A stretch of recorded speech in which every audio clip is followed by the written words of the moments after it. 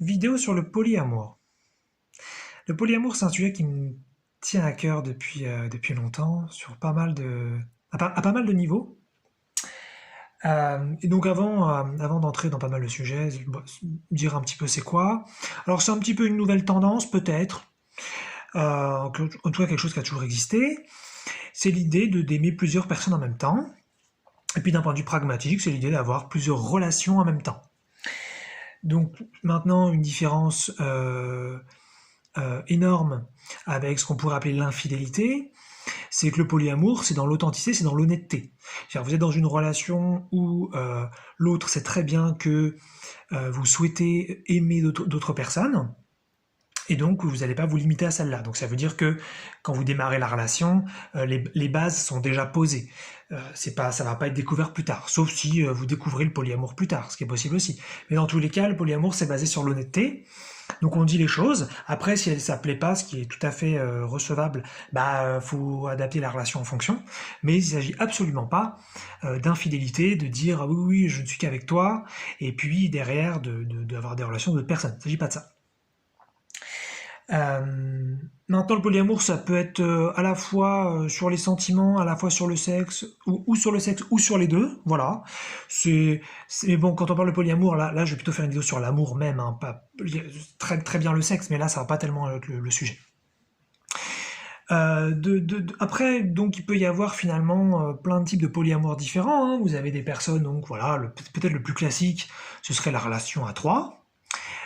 Où là vous avez un triangle où chacun est avec tout le monde, mais il y a aussi une sorte de V où là serait plutôt par exemple vous êtes un homme et vous êtes en relation avec deux femmes différentes, mais ces deux femmes n'ont pas de relation entre elles. Et puis là je vous ai parlé de trois personnes. On pourrait imaginer des relations à 4, à 5, à plus. J'avais déjà entendu parler moi d'un je sais pas comment on appelle ça, un groupe de 6 personnes donc, qui étaient en relation polyamoureuse et qui avaient donc acheté un appartement pour vivre ensemble. Donc ça doit être un petit peu le bordel, mais je trouve ça assez génial comme idée. Donc voilà, on comprend donc en fait il existe plein de formes différentes de relations polyamoureuses et finalement il n'y en a pas une qui prévaut a priori sur le reste. Hein. Voilà, la chose, encore une fois, c'est l'honnêteté, c'est dire ce qui est. Dire ce qu'on veut, dire ce qu'on ressent et mettre les bases dès le début.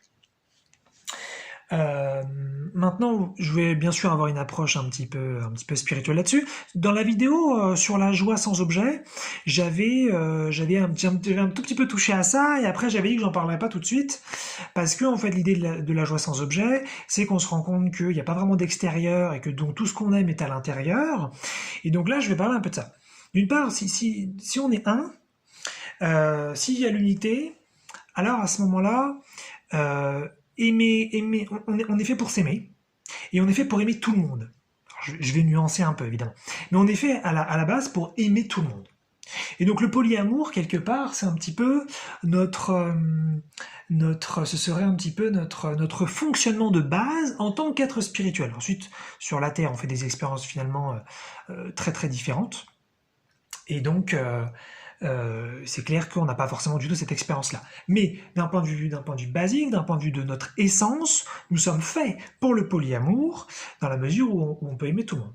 Maintenant, le polyamour, ça pourrait être aussi tout simplement l'amour universel. Ça veut dire, j'aime quelqu'un que je rencontre dans la rue, ça ne veut pas dire que je veux des relations sexuelles avec, ou ça ne veut pas dire que je tombe amoureux de cette personne, au sens avoir des ressentis très très forts. Ça peut simplement, je ressens un amour universel pour tout le monde. Voilà, donc le polyamour, ça peut aussi finalement avoir une approche spirituelle assez soft, sans être dans une relation investie où on partage des choses spécifiques avec la personne. Ça pourrait être vraiment à aimer tout le monde. Et c'est là où il faut un peu nuancer, c'est que quand bien même on arrivera à ce stade universel d'unité où on est capable d'aimer tout le monde, parce qu'on a reconnu toutes ces parties de nous qu'on n'aimait pas forcément avant, et que maintenant qu'on a appris à les aimer, elles ne se projettent plus à l'extérieur comme des personnes néfastes, mais comme des personnes qu'on aime, pour autant, on peut avoir un phénomène un petit peu particulier, c'est qu'on tombe quand même amoureux. Ça veut dire que finalement, on ressent plus d'amour pour la personne A que pour la personne B. Et il y a pas de souci avec ça. Donc il ne s'agit pas du tout de se forcer, et d'aller dans une idéologie où il faut aimer tout le monde également. On peut aussi se laisser traverser par des ressentis. Et voilà, tomber amoureux d'une personne, ou plusieurs donc, hein, puisqu'il y a des personnes, moi j'ai jamais fait cette expérience-là, mais il y a des personnes qui sont tout à fait capables d'aimer à la folie plusieurs personnes à la fois. Et je trouve ça franchement génial. Ça nous sort de cette idée on peut aimer à la folie qu'une seule personne. Mais là, je pense qu'on n'est pas fait pareil. Je pense que là, on est tous un peu différents, et il y en a effectivement, ils peuvent aimer peut-être une personne très très fortement, et voilà. Je pense que là, il y a vraiment pas une bonne façon d'être, et faut vraiment pas essayer de persuader ou convaincre qui que ce soit d'une bonne façon d'aimer. Je pense que là, on est branché, on est câblé, peut-être tous un petit peu différemment là-dessus. Et donc c'est cette idée, voilà, donc le polyamour peut-être spirituel, ce serait donc c'est un amour inconditionnel pour tout le monde. Voilà, il faut atteindre un certain niveau, hein, pour déjà en être là. Mais voilà, c'est un petit peu cette approche-là. Donc c'est ça, et donc dans la vidéo sur la joie sans objet, j'avais dit que ça pouvait être un peu embêtant parce que quand on aime quelqu'un d'autre, on a vraiment l'impression que c'est un autre, qu'il est à l'extérieur, et là justement, c'est pareil que la joie sans objet, là ce serait donc l'amour finalement sans objet, c'est que vous vous rendez compte, après un certain travail de conscience, vous vous rendez compte que vous n'aimez pas un autre, que soit déjà c'est vous que vous aimez, et cet amour de vous est projeté à l'extérieur, donc ça veut dire qu'il y a peut-être des parties de vous que vous connaissez pas, que vous adorez profondément, mais vous les avez pas conscientisées, et puis maintenant vous les mettez à l'extérieur, et vous aimez cette personne qui représente ces parties de vous que vous adorez. Ou alors on est à de l'amour donc sans cause, c'est-à-dire vous êtes connecté au divin, le divin qui aime, et vous aimez l'autre profondément, sans savoir tellement pourquoi, sans savoir pour quelle raison spécifique, et donc là on est dans un amour vraiment, dans un amour sans objet, dans un amour inconditionnel.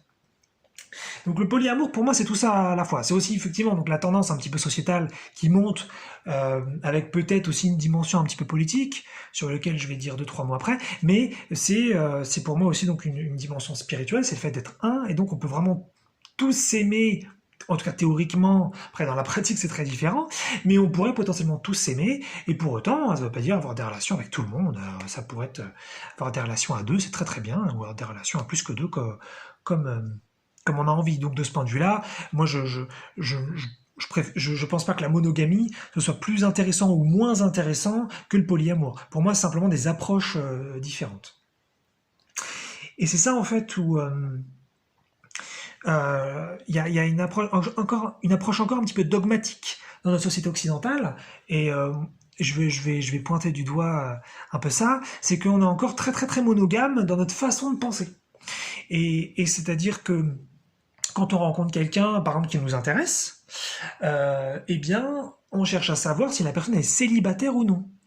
Et donc là, il y a peut-être deux écoles. C'est que soit vous vous dites, bah, la personne est célibataire, elle est donc disponible, et donc j'y vais. Ou alors vous vous dites, bah, elle n'est donc pas célibataire, et donc c'est pas possible. Et donc déjà, là on se rend compte que il y a un biais, ça veut dire tout de suite c'est fermé, c'est forcément la monogamie. Il n'y a pas l'ouverture du polyamour. Je trouve ça un petit peu dommage, parce qu'on pourrait tout à fait se dire la personne est prise, mais peut-être est-elle ouverte à d'autres relations. Et là, il ne s'agit pas non plus de tomber dans, je dirais, la malveillance, une infidélité, l'égoïsme, en se disant, bah, la personne elle est avec quelqu'un, je vais essayer de faire en sorte qu'elle quitte la personne avec qui elle est pour l'avoir pour moi. Non, c'est pas du tout ce que je dis. Il s'agit juste de s'ouvrir au fait que, est-ce que déjà je suis ouvert au polyamour? Parce que c'est sûr que si c'est pas le cas et que la personne n'est pas célibataire, vous dites, ah non, non, moi je suis fait pour la monogamie. Donc, il n'est pas question d'essayer quoi que ce soit, ça fait sens. Mais si vous êtes ouvert au polyamour et que l'autre est dans une relation, peut-être à ce moment-là découvrir si la personne est ouverte au polyamour ou pas, sans vouloir bien sûr la brusquer ou lui manquer de respect, parce que si pour elle c'est seulement la monogamie, sa façon de voir les choses, effectivement ça peut être peut-être un peu dérangeant de l'approcher alors que vous savez qu'elle n'est pas célibataire. Toi, ce sera dérangeant pour elle. Pour vous, ça semblera peut-être normal, voilà. Mais en tout cas, je trouve que dans notre société, on a encore une approche politisée où c'est forcément monogamie, monogamie, monogamie, alors qu'on pourrait tout à fait être ouvert à, si les deux personnes sont prises, ou qu'une des deux est prise, mais que les deux sont ouverts finalement dans l'honnêteté, dans l'authenticité, à des relations plurielles, alors il n'y a pas de raison de se limiter.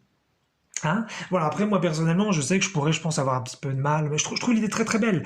Mais après, je pourrais peut-être avoir un peu de mal, peut-être que j'ai des trucs qui sont pas très conscientisés chez moi, donc j'aurais sans doute encore un peu de jalousie ou des choses comme ça, donc je pense que ce serait un peu difficile. Mais je suis sûr qu'en montant un peu en conscience et en éveil, c'est quelque chose de très très beau. De toute façon, il y en a plein qui arrivent à le vivre, il y en a plein en France, il y en a plein ailleurs, donc il n'y a pas de raison qu'on puisse pas y arriver. Si en tout cas on est intéressé par ça. Moi ça m'intéresse beaucoup, mais en tout cas voilà, moi je trouve que la monogamie c'est super, mais c'est juste que c'est dommage que ce soit un dogme, que ce soit la seule approche proposée dans les discussions, quoi. Ça veut dire dès que la personne on sait elle est pas célibataire, on se ferme tout de suite, ou alors on a un connard qui cherche à briser le couple de l'autre. Enfin, je veux dire, c'est toujours les mêmes possibilités, quoi. Donc ça, je trouve juste un petit peu tristou. C'est dommage peut-être de s'arrêter là. Et puis je vais nuancer avec peut-être une seconde partie de vidéo qui va pas tout à fait, qui va pas être directement en lien. Enfin, va y avoir du lien quand même. C'est quelque chose que je voulais ajouter quelque part. Je parle souvent de sous-personnalité, et donc là ce serait l'idée qu'il y a une partie de nous qui tombe amoureuse de quelqu'un, et on est un peu dépassé par ça, et c'est une partie de nous qu'on n'avait pas forcément vue, qui serait donc très amoureuse d'une autre, qui elle est projetée à l'extérieur. Mais moi j'essaie en fait de jouer un peu sur deux tableaux, ça veut dire que sur Terre, dans notre expérience, on a a priori donc plein de parties de nous qu'on connaît pas trop, mais ça finalement, même si on peut le vérifier à pas mal de niveaux que c'est des parties de nous, c'est pas si certain que ça, que c'est des choix qu'on a fait en non-conscience à un moment donné.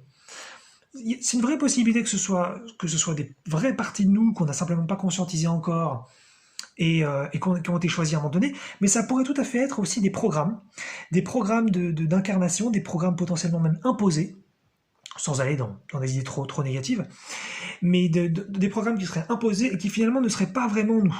Donc ça pourrait être des parties de nous en ce sens que c'est en nous, mais c'est pas forcément des parties de nous en ce sens que c'est nous. Petite nuance.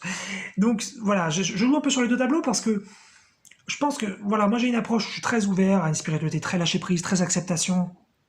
Et à ce moment-là, voilà, s'il y a de la haine à l'intérieur, s'il y a de la colère, s'il y a de la tristesse, s'il y a de la honte, allons-y, essayons d'aimer ces parties de nous.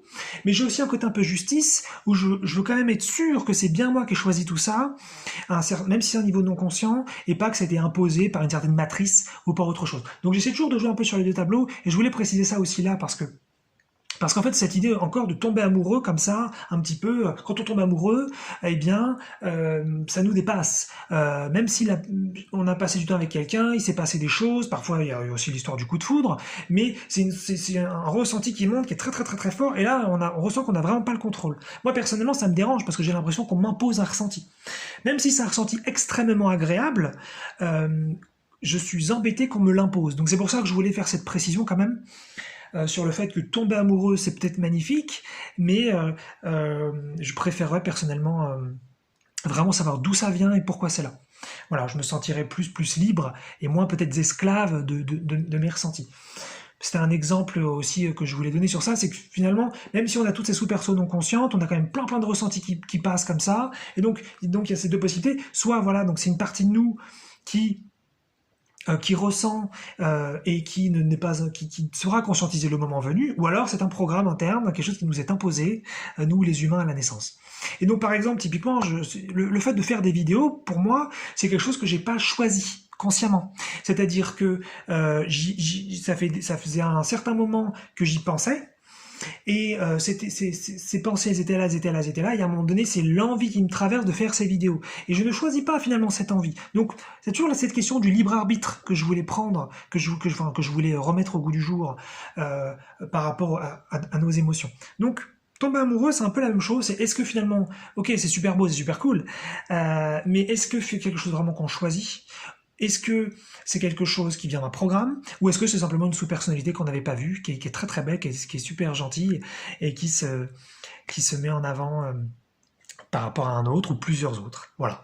Donc voilà, j'ai fait une vidéo en deux parties qui ont un petit lien. Hein, c'est pareil, la transition était pas dingue, mais voilà, je voulais préciser ça parce que j'ai fait pas mal aussi de vidéos sur les sous-personnalités, sur tout ça, et je voulais aussi garder en tête que tant on n'a pas une vraie conscience et un vrai contrôle finalement sur ce qui se passe, lâcher prise et faire confiance à tout, il y a toujours un petit risque, parce qu'en fait, on ne sait pas vraiment ce qu'on fait là, et on ne sait pas vraiment quelle est cette énergie non physique qui nous gère. Donc voilà, donc une première vidéo sur le polyamour, a priori l'esprit magnifique qui est dedans, et pour autant, voilà, la monogamie c'est tout aussi bien. Et puis l'idée de l'unité, hein, on est tous un, et donc en général, enfin, si on s'éveillait tous, on devrait a priori tous s'aimer, mais il faudrait donc traverser toute cette conscience et tous ces trucs qu'on a en interne. Et en même temps, ces trucs en interne, qu'est-ce que c'est vraiment? Est-ce que vraiment c'est des parties de nous qu'on a choisi à un certain moment? Ou alors c'est des programmes qui ont été mis là? Même si effectivement, peut-être, la conclusion c'est la même. C'est qu'à la limite, que ce soit imposé ou que ce soit des choses qu'on a choisies, dans tous les cas, les mettre en conscience et les faire monter et les aimer et faire un avec et se concilier avec, ça permet d'apporter la paix et de s'aimer sur Terre, que ce soit donc en monogamie ou en polyamour.